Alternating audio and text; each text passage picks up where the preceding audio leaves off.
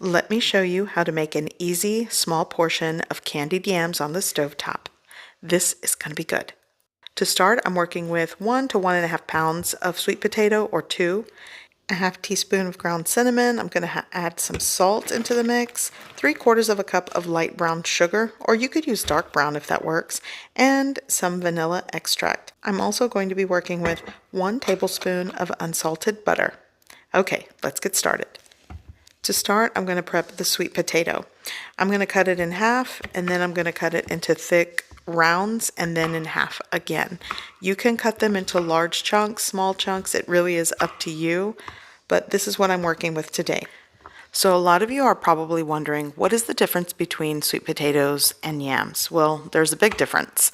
Other than the color of the flesh, yams are starchier and less sweet than a sweet potato. But it still doesn't answer why we call this recipe candied yams instead of sweet potatoes. Well, here you go. This explains why in the US, when you make your southern candied yams recipe, you're actually using a sweet potato and not a yam.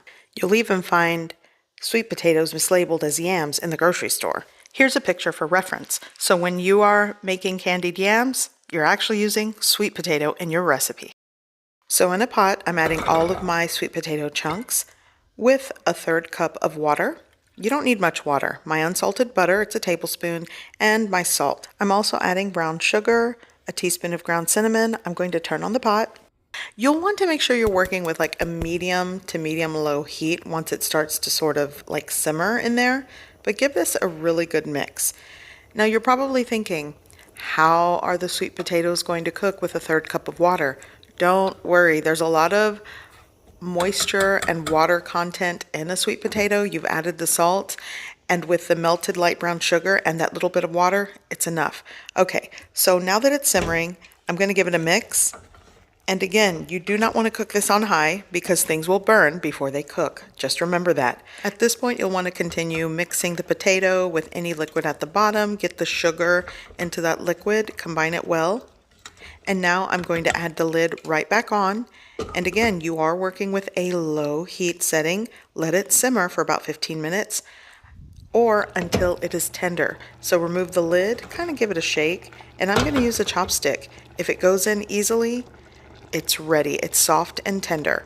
Now, if you boil this when they fall apart, it's going to be hard to have a nice candied yam shape. It'll just disintegrate on your plate. So turn off the heat, and now you'll want to add a teaspoon and a half of vanilla extract. That's kind of what I'm using. It really is up to you. Give that a mix, and this is done.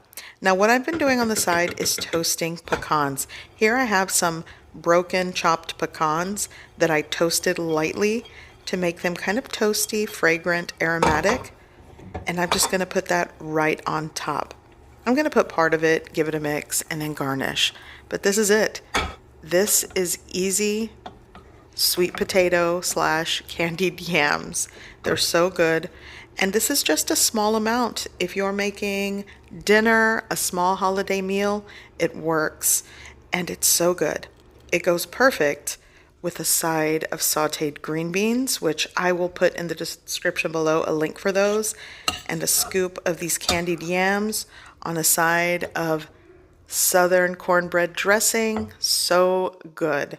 So be sure to check the description below for a lot of info, the ingredient list, and the links to the green beans and this delicious chicken dressing with chicken gravy.